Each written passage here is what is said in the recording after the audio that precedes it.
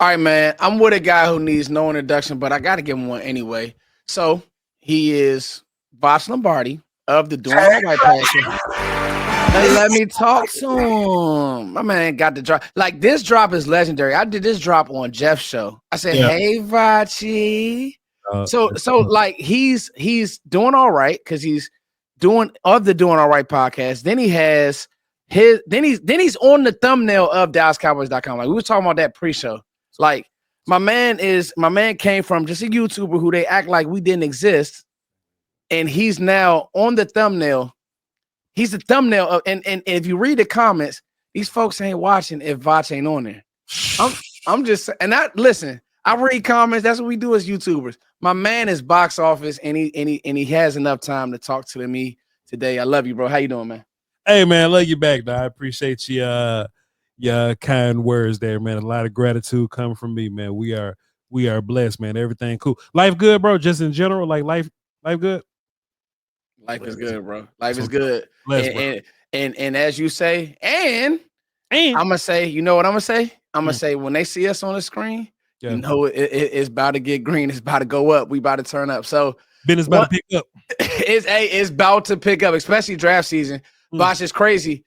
Me and you went to the draft in 2018. Leighton Vander Esch was drafted, and that threw everybody for a loop. Crazy, right? Mm-hmm. And we've been doing this long enough to know you will get thrown for a loop. Voch, have draft plans changed? They don't know the history, bro. They don't know the history. Voch, they thought this wasn't even a space. It was like two people doing this. Come on, man. Hey, listen, draft, dude. Listen, me and Voch stayed 3-4 days and was grinding. Yeah. Voch Lombardi, we know that draft plans can change, and we are now at the point where people are overthinking players, where they are. Come on, man. Come on, bro. Come on, man. We was really outside. We had a good time, man. 2021, dog. 2021. 2020. I said 2018. 2021. That's all good. So let me ask you this, Voch. Before we get to prospects, how do you guard from not overthinking a guy, or everybody's falling out of love right now with Ted McMillan? Yeah. How do you guard from that not happening for Voch Lombardi? I mean, let's just be honest, man. We have to hear the outside noise. Mm-hmm. We have to hear the outside noise. And I think what helps us is that we watch the film on our own first. You know, like regardless of what thoughts and opinions are going around, because these opinions really don't happen till like March or February. We get started like January, early February. I got started in October this time, so it's really 10 toes to me. When you saw Cooper Rush out there, you got started. Yeah. You know, I was like, all right, cool. Let me go ahead and watch the draft. But you can't help but to hear the noise, though, Foots. Yeah. It just comes down to trusting yourself. You know what I'm saying? You know, normally an old man to tell you that, you know, if you listen to a lot long enough, it become the truth. I think I got you. I was about to say drop a drop on that one, buddy.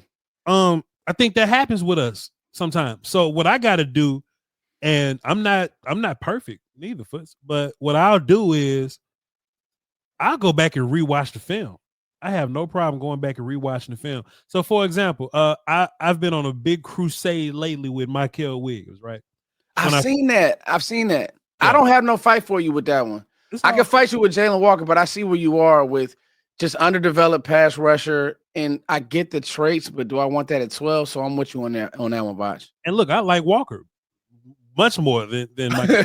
But you see a lot more with Walker. I didn't think Michael was a good run defender, right? Okay. Or pass rusher.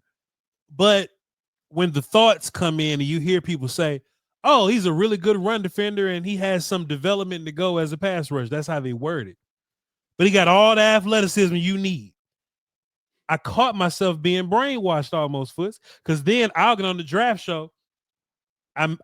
I apologize, y'all. I get on the draft show and I go, yeah, man, you know, my kid, hey, look, I understand he's a good run defender and all this kind of stuff, and he has the athleticism and the base and the body that you want.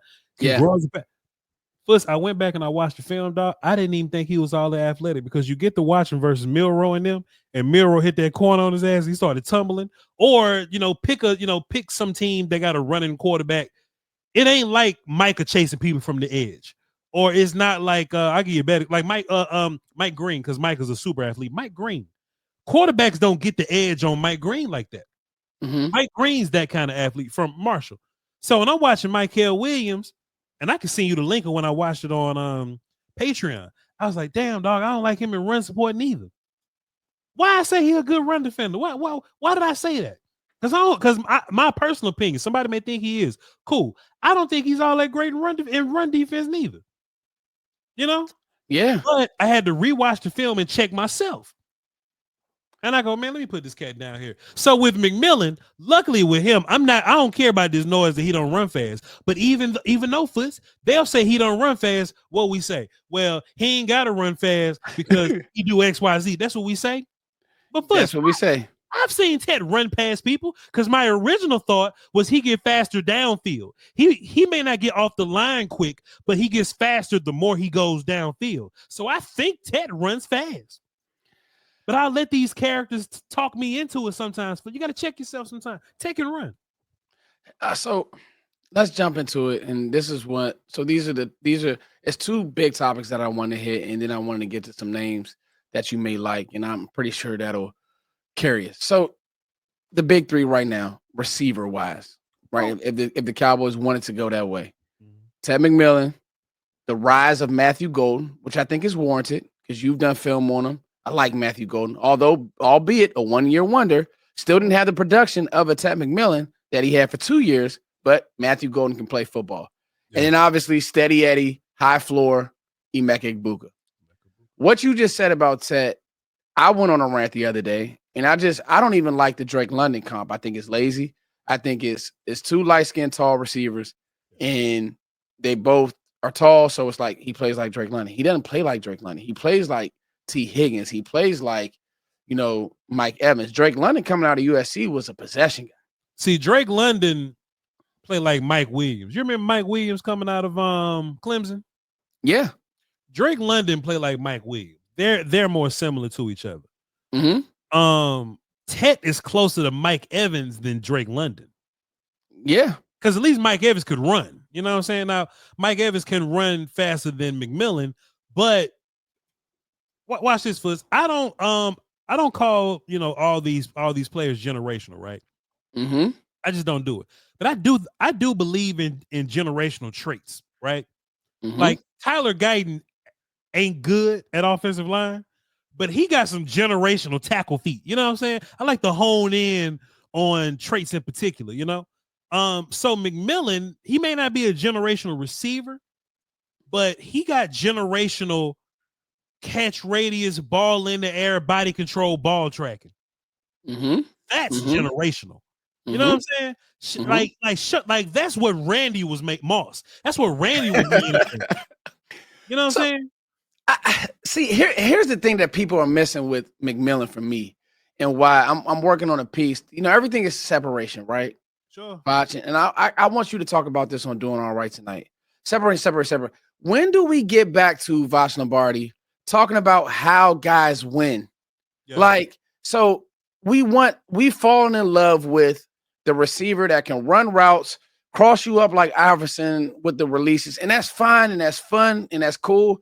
But bro, I don't need 6'5", 4'5" to do that. I need 6'5", 4'5" to win with body positioning. Check, he does. I need him to have aggressive hands. That's my new term for him, aggressive hands. Mm-hmm. He has aggressive hands, meaning he'll catch the ball, take a tackle, and pop up. Aggressive hands. Not catch the ball, maybe get hit, maybe give you no yak. Guess what? He had, I looked this up, 22 forced missed tackles this year.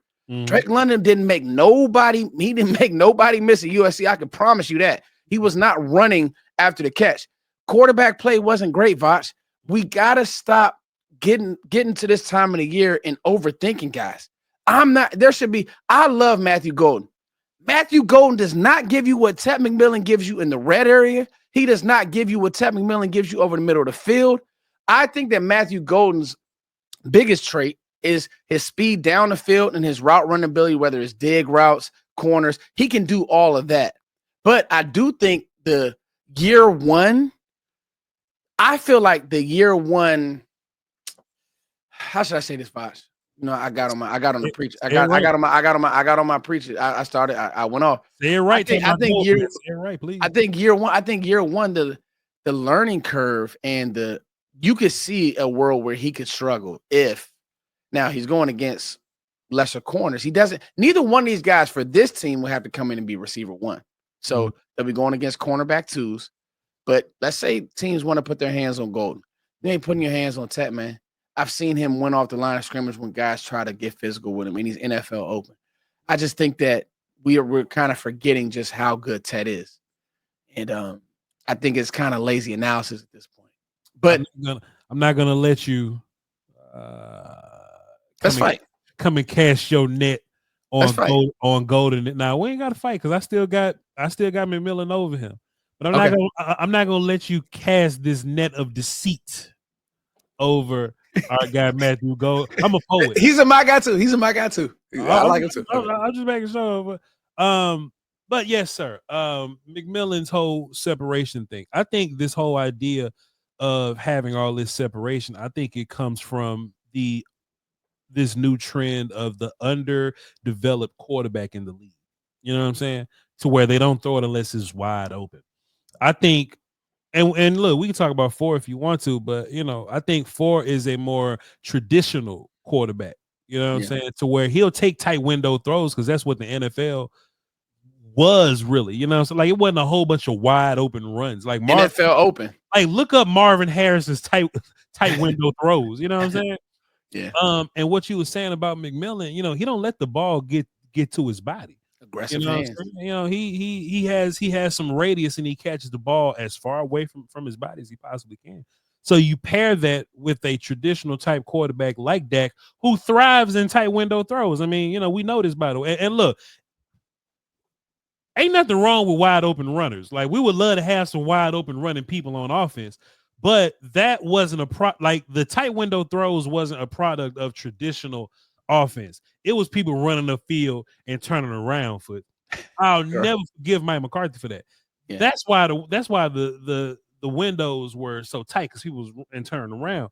But just going back to a traditional offense is probably going to be as West Coasty, as modern West Coasty as possible, just leaning on Schottenheimer and who he is. Yeah, we're gonna run the ball. We got to talk about Hampton at 12, 2 foot. Yes, that's exactly what we about to go to. But McMillan and his perceived lack of separation don't bother me because when they measure separation, they measure like body to body. What they should measure is the end of McMillan's hand. I got ink on my thumb, my bad.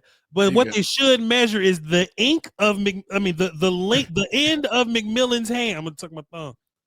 This to the defender. Hello. That's 3 yards. AKA catch radius. These folks is crazy. They playing with me, dog. That's an extra 2 yards, ain't it? You know what I'm saying? So even if you are hip to hip and you catch it like this, you should be able to catch it. Yeah. Oh, when that motherfucker the foot, when he do this?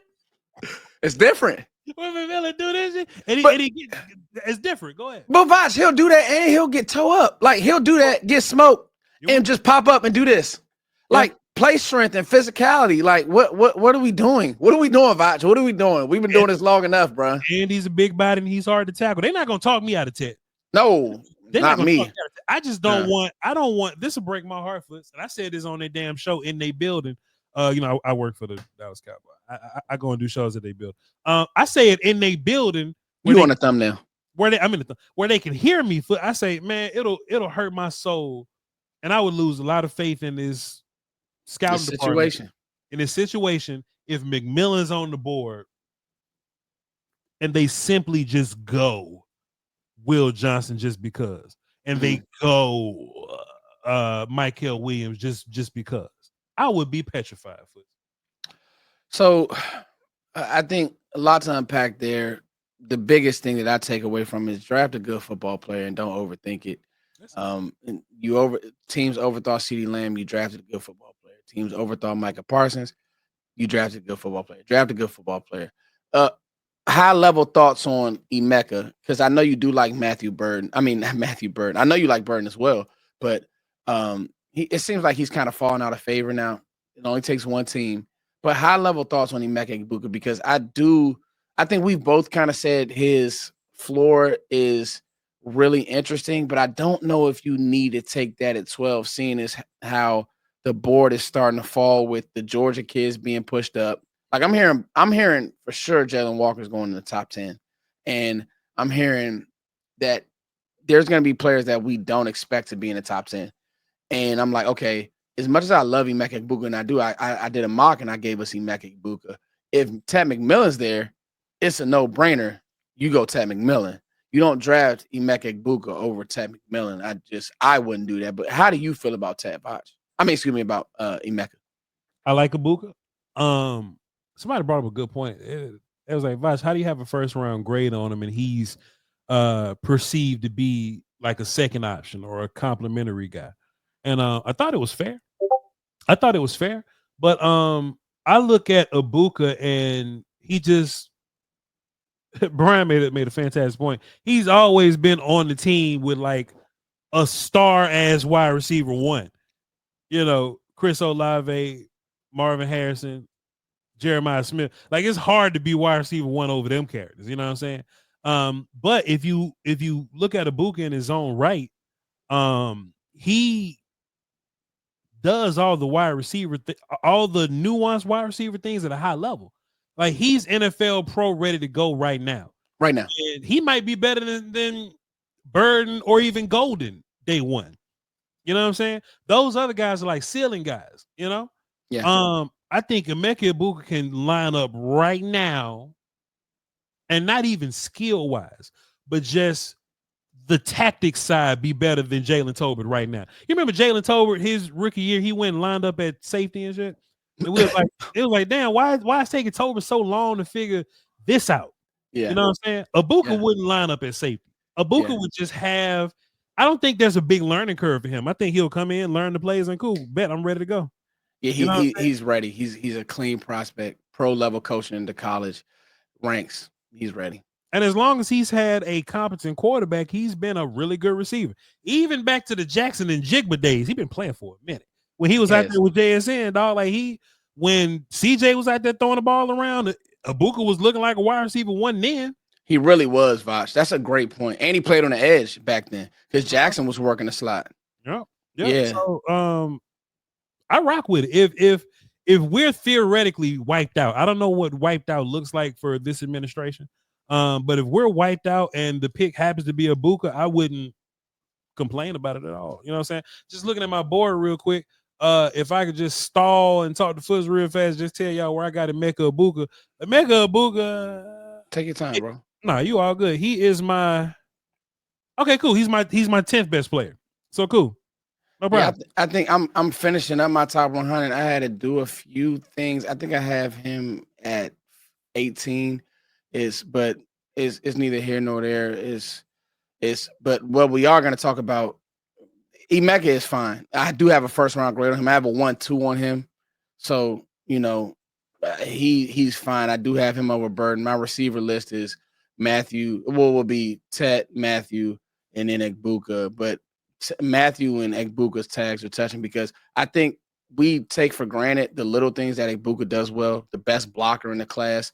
He's pro ready right now. I think that there are teams, i.e. Schottenheimer, who wants to run the ball, who would look at a guy like Egbuka, maybe want to spring some outside runs, who would say, this guy's going to go out there and block. I can insert him. I can do some stuff like that. So he's pro ready.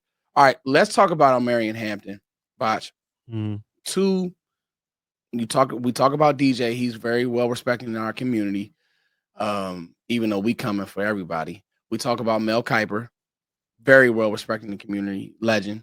However you feel about Mel, he's a legend. Let's talk about them both mentioning Omarion Hampton to Dallas. Now, this would be to me thinking that if you're drafting Omarion Hampton, that means number one, Ashton Genty is off the board, I feel. And number two, the only way that this makes sense, Voch, is I thought about it, and I think the thinking is, and I want your high level thoughts on this. I think the thinking would be he's the last guy who I could say is RB1 off the bus for this team, because I think we have fallen in love with the fact that, yes, this is a deep running back class. And yes, you can get, I mean, just go through the names. You can get Tootin. You could get, I mean, I did work on Martinez. The list goes on and on. How do you feel about Caleb Johnson? Travion Henderson, he split carries. They brought in Quinshon Judkins for him to split carries. I mean, you can get Brashard Smith. You can get Etienne. You can get all of these guys, and it's a deep class. But how many of these guys look like that dude, i.e., 220, ready to go, decent in pass pro, and they can do all the running back things day one, and they push Javonte Williams. I'm not saying Javonte Williams will ever be your starter long term, but they will have a level of trust in him because he's an NFL pro.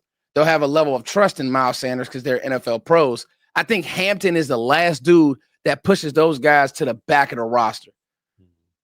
Johnson, maybe. Ashton Jeanty, of course. But how would you feel about that, Voch? Hampton at 12. I don't think Miles going to make the team first and foremost. And he may not. That's just where I'm at with it. But and I'm okay with that as well. I would be conflicted. Hold on. What Kendrick say? I remember you misusing your influence. Boss, don't misuse all around. I found myself screaming in the hotel room. Boy, Kenny don't play with these people, bruh. I found myself in a deep depression. What I say? I was conflicted. Yeah. Because that's one thing you don't want to overthink. You know what I'm saying? I agree. Yeah. I agree. So, look, dog, it's running back at 12. Mm-hmm. It's a player that you probably didn't have in your top 12 at 12. Correct. You probably got Hampton like 17 or something like that. I would assume. I have Hampton still in the second round. I have questions with his vision. Okay, that's cool. He's a second round grade, but he might be in the 20s. Back half, yeah. Because that's you run out of first round grades around there. Something like that. But at the end of the day, boy, look at how we've improved at running back. Boy, look at how much better this run game will be. We have a running back that would improve your offensive line no matter what the configuration is. Yes. And boy, that's one less thing for your quarterback to worry about. That's what I would feel. I would feel elated that that's the player that I get. I may not be happy that I got him at 12. Mm-hmm. I may not be happy at the players that we didn't draft at 12. I don't know what that list is going to be. But if all of my dudes are gone and they take Hampton or something, I can live with that, Fuster King. Now, we shooting dice in the bathroom if we can get McMillan at 12 and Hampton at 44. I think you could trade up and sit the rest of the draft out. Or because that's what you're missing, really, 2 weapons, really. Mm-hmm. But I think the NFL Illuminati is telling us that Omarion Hampton is highly regarded in play, and he won't make it to 44. That's what I think they're saying to us. So when they say the Cowboys at 12, that ain't the first time we've seen Hampton mocked in the first round. That's true. I think Jeremiah's last one, it was a run-on running backs. It was Hampton and Henderson went in round 1. Now you got Kuiper and Jeremiah doubling down. Like, yeah, man, I can see Hampton going in the first round. Hell, I can see him at 12. Yeah. Why would Daniel Jeremiah and Mel Kiper say it at the same time? Why would they say that together? What do they know? They don't work for the same network. What do they know? Why they say that? What you do that for? What you doing that for? You know what I'm saying? Time, sir. Take your time. So we'll have to see. Pro day season to pass and more rumors will come out and all this, and it's kind of hard to trust our beat writers because we know that they could be misdirected. They've been misdirected before. So we'll see. We'll see, man. I think at the end of the day gonna end, and I believe that there is smoke and fire to Hampton. I think he's let's be real. He looks the part. That's again with a lot of evaluators, Voch. You know this. That's half the battle. You need to look like an NFL player. That dude looks like an NFL running back. Like when you build a running back on Madden, you want it to look like Omarion Hampton. Now, I have issues with the vision. They ran so much gap scheme and duo stuff, Voch, that I just want to see the scheme and the creativity. Like, okay, depending on what shot. Now, again, you got a new staff in here. He has some of that Connor in his game to where it's like maybe what he was able to do with Connor, running back Connor, in Arizona, what Kelly Adams was able to do with him, some of that downhill stuff. Maybe he'll bring some of that with Hampton because Hampton is that type of guy, and he's faster than a Martinez. Martinez is a big body, put his foot in the dirt type guy, but let's be honest, straight line speed, Hampton has more of it. But I just think the creativity to wiggle isn't quite there for me. Mm-hmm. But like you said, you sleep at night because now the running back room feels great. It's just taking care of, and what you don't want to do, Foots, and I've been saying this for like a month or so, is you don't want to be in that situation where, let's say Genty on the board, mm-hmm. right? And you go, well, I'm sure a running back we like will be there at 44. And you passed on Genty and Hampton, Caleb Johnson, and Genty, all go. And now you at 44. Like, do I go to my third round grades here at 44? Nah, you just got to go to some dudes. So you would take Jahad Campbell or something. Mm-hmm. And the next run on Giddens and Harvey and Judkins and all them guys go after that. And now you panicking. Damn, well, shit, we in round 3. Do we look at the 4th round grades? And you ain't got no fours. You ain't got no fours. And that's what happened last year, Foots. That's exactly what happened to us last year. We was like, oh, we'll just wait around and see what happens.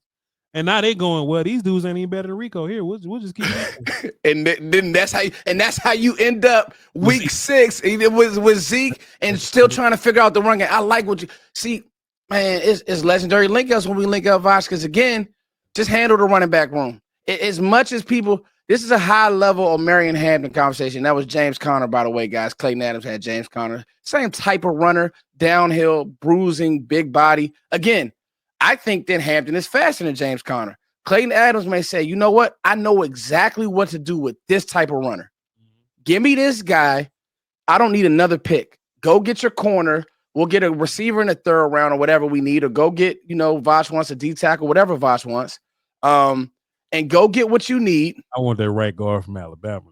He want Booker. He want Booker, and he want to run all the gap schemes, and he want to move people. I want that guard. Booker a bad boy, man. I have slight questions with his lateral stuff, Voch. But if he playing downhill, I'm okay. Don't worry about it. He can move lateral. He can move just enough. It's fine. Okay. Voch, let me ask you this. Yeah. Because you've been, like you said, you started in October. We kind of getting deeper down the board. Yep. Give me a name, and I'll let you go. Give me a name, Mr. Lombardi, that Cowboys fans aren't talking about, because I got one. That Cowboys fans aren't talking about, that Voch says, you draft him, I'm okay. I'm good. I like this player. You got a round you're thinking? Maybe like a round? Go round 3. Let's go round 3. What's my man? Oladejo from UCLA. Oh, I love this guy. Played at Mike, and then he could play on the edge. Oh, yeah. Now, Foots, when people talk about Michael Williams, they're describing Oladejo because he's fantastic. He's fantastic in the run right now, but he was a linebacker, so he's a little raw as a pass rusher. But you could still see. You see the movement. You can at least see how he wins as a pass rusher. Oh, yeah. I can't put together a Michael Williams highlight tape. I saw your tweet, and it's like Voch really stuck with this guy. Like, you can't, I can't fight you on him. We'll watch film together, listen, I'll show you. But Oladejo, UCLA, I got him in the 3rd round. I don't know where the league will have him, but if you can get him as like an extra edge and bring him in, and I know they talk about Michael in the 1st, but I think Oladejo in the 3rd is much better value than Michael in the 1st. But that's just me. There's another cat, just in the 3rd round, you say? Man, in the 3rd round. We ain't looking for no more 3 Texas, but if you want like a 1, give me a 1. Alfred Collins, maybe from Texas, high effort, big old boy, about 330 pounds, strong. Don't really know all the football stuff just yet. But I'm sure a coach is gonna take him and teach you some things. And if I can add a wide receiver to the list, I'll say Jalen Noel from Iowa State. You seen him? Yeah, watch him at the Senior Bowl, Voch. This dude, great feet, the separation everybody wants, and he's tough, really tough. Tough dude. It's crazy because he's the smaller guy that you would think would be a good slot, but they make Higgins play in the slot, and he's 6'5". They got him 6. They got the 6'5" cat in the slot, but the 6'1" cat on the outside. It don't make sense. Yeah. Yeah, man, Noel's a good player. And if we wait till the third to get offensive line, Chase Lunt from UConn's a guy that I like a bunch. He likes to bury people. He's really good at the outside zone. He run a whole bunch of it. And he's a very physical pass blocker. So that's another. I'm gonna write him. It's Chase Lunt. I'm gonna write him. I haven't watched many low linemen. I watched the headliners, but I'll watch him. Voch. You got him in the fourth? I got him in the third. LUNDT. Chase Lunt. Somebody may have him in the fourth. I'm writing him down right now, Coach. Okay, so Chase Lunt. Some people gonna have him in the fourth, but I think I'm right, and I'm gonna have him in the third. UConn had a kid drafted last year. Okay, Voch. Here's my one, and I'll get out here, and I want your thoughts. Andrew Mukuba. I gotta tell you, that's safety one right there. Hey, Voch. Hey, man, we ain't been fighting this much this offseason because. Did you know I was high on Mukuba, or are you just saying that? I literally never knew that.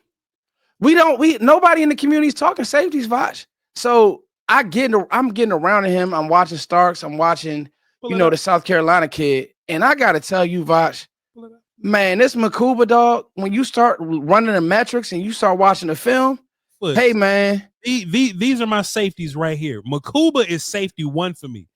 Then Watts and then Starks. Mukuba is safety one for me, Foots. And Foots, I think people being a little scared about Mukuba. I saw somebody that was like, "Oh yeah, Mukuba, you can get him in the third or fourth round or something." Foots, that dude is a lie. That dude got size. That dude is physical. That dude tackles in the run game. He can play strong and he get interceptions at free, Foots King. He can play on the roof. He feels where the football is on the roof. He tracks the he tracks the eyes of the quarterback all the way. He lays traps. Foots the King. These Bammers, I'm talking to you again. These Bammers, they ain't watch Andrew Mukuba, Foots. Man, how they got him ranked? He said these Bammers. That's my dog. how they got him ranked? They ain't watching Andrew Mukuba. I had him in the first round because I felt so good about him. Yeah. But I came down to my senses. But he's probably going to be a top 20 guy for me. Mukuba can play. Man, let me say this, man. Let me say this.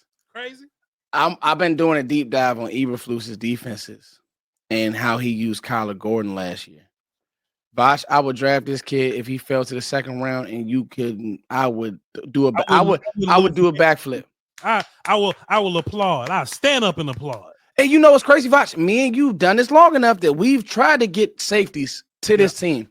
And I don't like safety in the second round. In general, I wouldn't draft none of these safeties for like I wouldn't go into the draft saying, "Oh, we need to get a safety in round 1, 2, or 3." Mukuba is different. Buddy, you talking about a guy who could. So here's what I'm thinking, Voch. The way that Eberflus wants to deploy his backers, he wants to have two backers, but he played Kyler Gordon a lot because Gordon could be stout in the run. He could play on the roof. He could play on the edge. And Mukuba does all of those things, and he's a better athlete than Gordon, and it ain't close. So I'm telling you now, if you're looking for a defender that nobody's talking about to Dallas, because yes, we may need corner, or yes, you may need edge, or yes, you may need end or D tackle or linebacker. But that guy on my football team makes my football team better. I'll live with Kyer Elam and some other dude that we pick up in like free agency or something. Just draft me Mukuba and give me one of them nickel corners they may not make it to the 5. But just find me a like Riley, Huzzy, Parrish, one of those guys. give me one of them guys in day 3 somewhere. Foots. We could pass on outside corner altogether. Just give me Mukuba and let him hang over whatever corner you don't feel good about, let that dude get picks, man. And his coverage grade is outstanding, Voch. What a guy. Hey, man, he's a guy, man. Hey, man, Voch. Mm. I just can't tell you thank you enough, bro. Coming over here, you know the rent due, so I got to call you. Rent due, because listen, I gotta call you. Listen, my man on the price up, man. My man on the cover of DallasCowboys.com. He on the thumbnail, and it's all. Let's not tell people, man. This wasn't by luck. All of us working. This is work. This is years in the making, and it's only gonna get bigger. Yeah, it's only gonna get better, man. Hey, man, we had to stay true, and we had to put in the work to get here, and we are here. You know, once upon a time we was invisible to some people, and now they trolling us on the internet, man. So they can't stop. We have come a long way, sir. So we have come a long way. Voch, you got any closing draft thoughts before we talk to you again, man?